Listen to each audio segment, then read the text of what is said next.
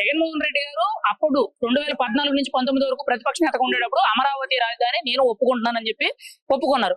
అధికారంలోకి వచ్చిన తర్వాత 3 రాజధానులు అన్నారు. మళ్ళీ అధికారంలో దిగిపోయిన తర్వాత ఇప్పుడు రాజధాని మీకు మద్దతు ఇస్తున్నాం అని అంటున్నారు. మళ్ళీ ఇప్పుడు రాజధాని అవసరం లేదంటారు. ఎందుకు ఇన్ని రకాలుగా అమరావతి రాజధాని మీద మాట్లాడుతున్నారు అంటారు? చెప్పారు కదండి, అతనికి అసలు నాయకుడే కాదు.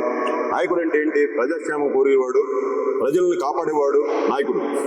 నీవు ఎంతసేపు దోపిడీ దుర్మార్గాలతో ఆ వంశం రాజారెడ్డి దగ్గర నుంచి కూడా ఆ కుటుంబాల చరిత్రను చూస్తే వాళ్ళు ఎలాంటి అరాచకాలు చేశారో ప్రతి ఒక్కరు తెలుసు. ఆంధ్ర రాష్ట్ర ప్రజలందరికీ కూడా తెలుసు.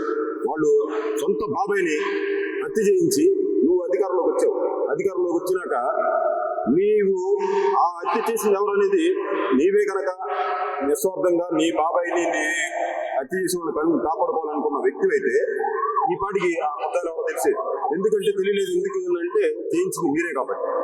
అలాంటి వ్యక్తులు వీళ్ళు రాష్ట్రంలో కాపాడే వ్యక్తుల వీళ్ళు రాజధాని కడతారండి, వీళ్ళు ప్రజలు కాపాడతారండి, శాంతి భద్రతలు నిలబడతారండి. మీరు ఆలోచించండి. ఇతన్ని 11 సీట్లకి పరిమితి చేసి ప్రతిపక్ష హోదా లేకుండా చేసినా కూడా నాకు ప్రతిపక్ష హోదా ఇస్తేనే నేను మన అసెంబ్లీకి వస్తాను అంటాడు.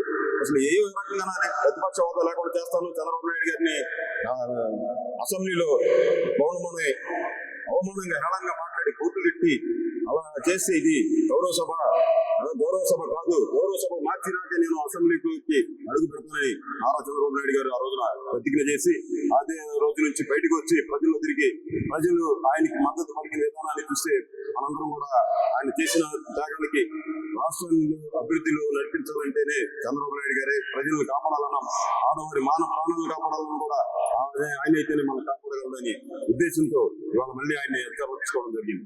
జగన్ గారు మీడియా ముందు మాట్లాడుతూ నదీ పరివాహక ప్రాంతాల్లో రివర్ బేసిన్ లో కట్టేస్తున్నారు, ముంపు ప్రాంతాల్లో రాజధాని కట్టేసి ప్రజల్ని ముంచేస్తున్నారని చెప్పి విమర్శలు చేస్తున్నారు.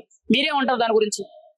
రాజధాని అనేది ఎవరికి దగ్గరగా ఉంటే నీటి కొరత అనేది లేకుండా ఉంటుంది.